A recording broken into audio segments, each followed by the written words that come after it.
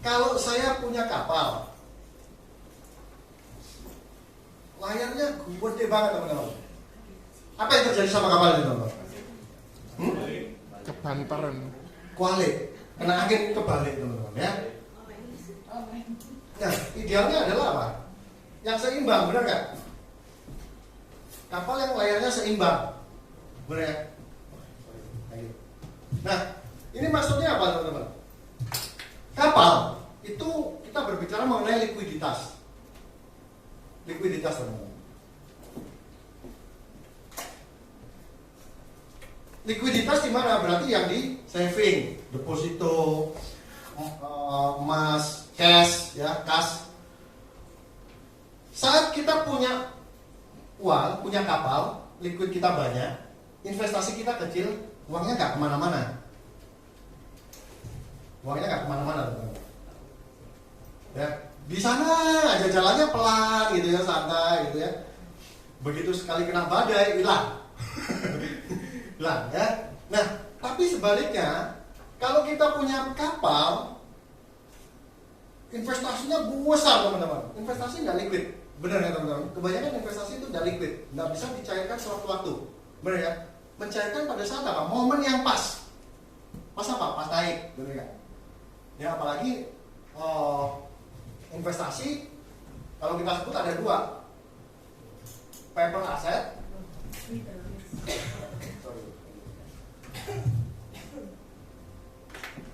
Paper asset sama non paper asset. Asuransi paper asset ya? Iya. Paper asset ya. Oke. Di sini kita bahas ya. Paper asset dalam investasi itu apa aja? Reksadana. Betul ya? Terus apa lagi? Saham. Saham, Asuransi. deposito, terus obligasi, dana pensiun ya. 2, 3, 4, 5. Obligasi sudah. Deposito, saham. Oke. Ini paper asset. Non paper asset. Non paper asset. Apa namanya? Properti. Properti ya. Logam mulia ya.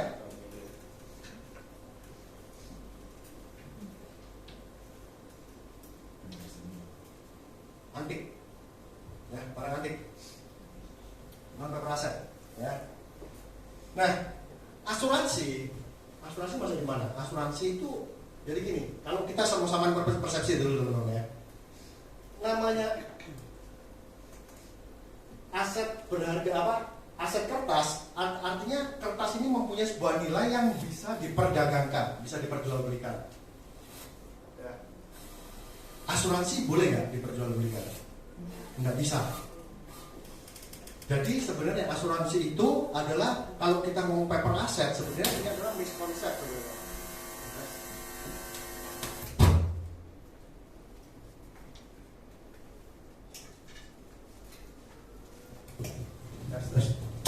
Oke. Jadi kalau teman-teman baca di Undang-Undang Perpajakan, yang disebut paper asset itu adalah surat berharga, itu adalah sesuatu yang bisa diperjualbelikan atau diperdagangkan.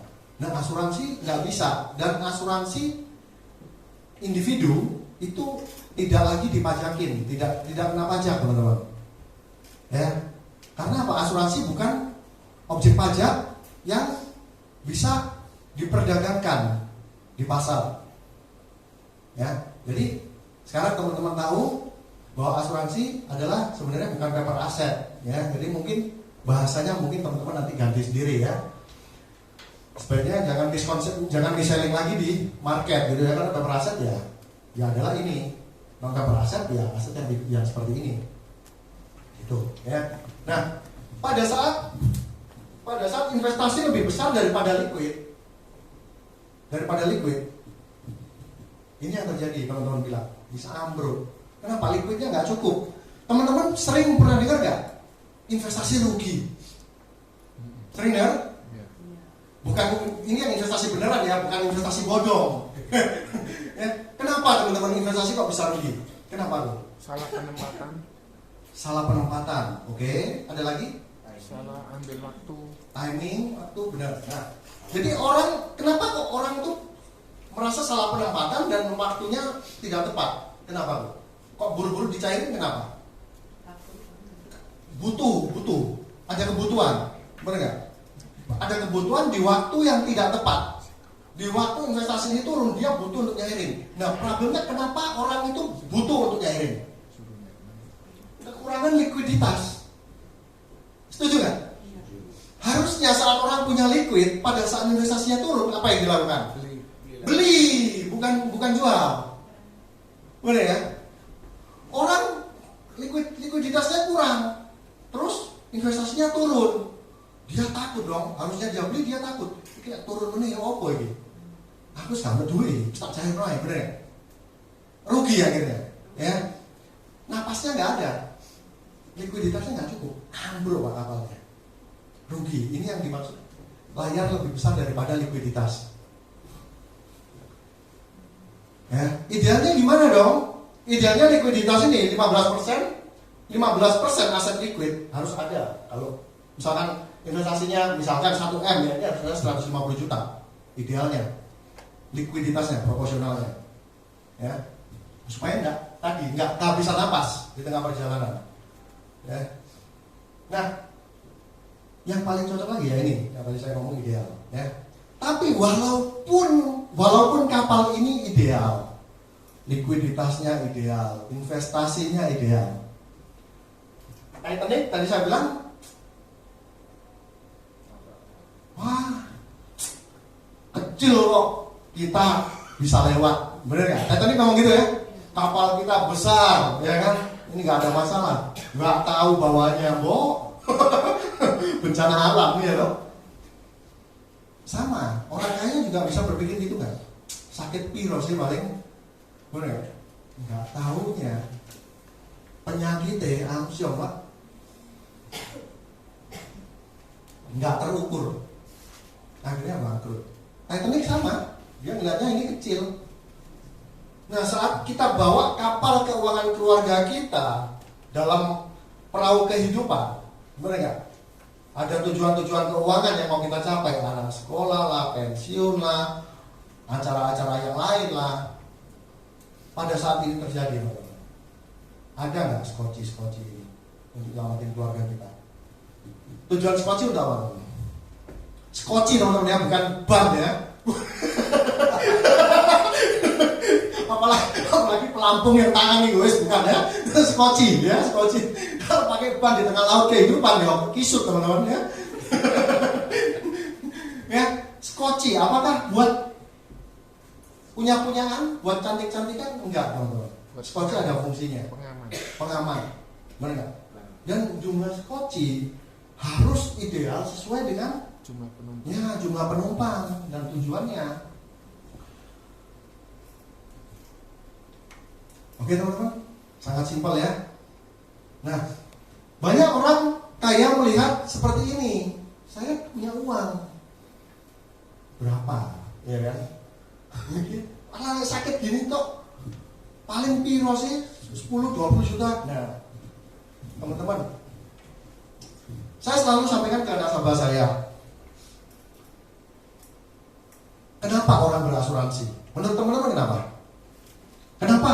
Ko Joni berasuransi kan pasti kan? Kenapa Ko Joni kok berasuransi? Mengalihkan resiko. Mengalihkan resiko. Kenapa resiko dialihkan? Supaya mengurangi kekhawatiran. Supaya khawatir kenapa Bu? Kalau misalnya sakit atau rugi atau takut bangkrut lah istilahnya, benar ya, takut bangkrut lah. meninggal. Nah, sakit yang seperti apa Bu? Atau kebangkrutan yang seperti apa Bu? Misalkan Ko Joni misalkan gini, diare, di RK Aset misalkan, opnam 5 hari, habis 10 juta Bu, bangkrut nggak? Enggak. Bangkrut. Pada waktu seseorang dibutuhkan, dokter minta 1M, belum tentu dia punya liquid segitu. Walaupun dia punya aset loh, tapi liquid nggak? Enggak. Nah pada waktu dia nggak punya liquid, dia harus jual asetnya, akhirnya mengalami kerugian investasi. Dia nggak punya skoci, bener nggak? Nah kan kita tujuan investasinya apa awalnya? Bener nggak? Kan kita berinvestasi punya sebuah tujuan. Bukan cuma ya sekedar investasi, nggak ada teman-teman. Ya, investasi yang tanpa tujuan ya investasinya nggak kemana-mana. Kenapa? Nggak ada tujuannya yang jelas soalnya. Itu. Jadi orang berasuransi tujuan utamanya satu, menghindari kebangkrutan, supaya orang tidak bangkrut.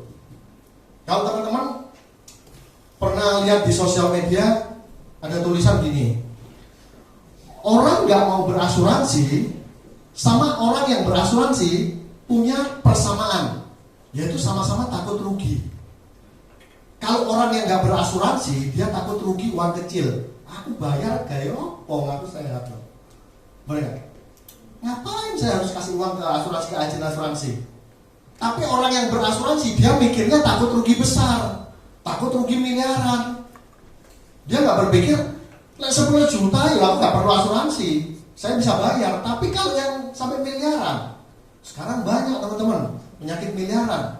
Saya pikir ya, kemarin saya ke Singapura, kita ada tur ke Moni, itu jantung buatan 5 miliar. Saya pikir itu sudah besar teman-teman. Kemarin ngobrol-ngobrol sama teman, dia punya kenalan orang usia 70 tahun kena penyakit paru-paru karena virus. Kayaknya bukan kanker, virus kayaknya. Itu 1 bulan 12,5 M di Moni, 3 bulan meninggal. Apa enggak? Hampir 35 M, 40 M. Hampir 40 M teman-teman. Ya. Saya pikir limit 35 M yang plan gold itu cukup besar. Hari gini biasa aja teman-teman. Hari ini biasa aja. Ya. Apalagi yang nasabah-nasabah kita yang masih punya limit PHS plan C, benar nggak? Limitnya 200 juta. Saya punya nasabah tahun 2013 dia profilnya suaminya kontraktor, istrinya ibu rumah tangga, 2 anak masih SMP. 2017 keluar PPH yang lama. Saya tawari untuk upgrade. Dia bilang nggak mau. Ya saya nggak ada budget pak. Dia bilang. Saya lo nggak pernah ngeklaim. Saya masuk rumah sakit cuman melahirkan 2 kali. Wes itu top. Terus lagian dulu waktu saya buka polis prudential, ini nasabah Kanvasing gitu kan, dulu Kanvasing di sekolah. Saya waktu buka, tujuan saya itu cuman saya mau melengkapi. Saya belum punya dari prudential, saya sudah punya dari Commonwealth, dia punya dari yang lain-lain. Dan saya cuman ingin melengkapi merek prudential, melengkapi teman-teman kata-katanya. Oh ya sudah bu, nggak apa-apa. Tapi saya mau informasikan, kalau memang ibu punya kemampuan, mendingan di-upgrade karena ini lebih nyaman, saya bilang. Nggak lama, 2017 akhir kalau nggak salah itu, 2018 awal, dia kayak diare, terus lemes, UGD, dicek kurang kalium. Begitu kondisi badan drop, tahun 2018 itu ada virus yang sangat populer di Surabaya, beberapa orang kena, namanya Gilbert syndrome.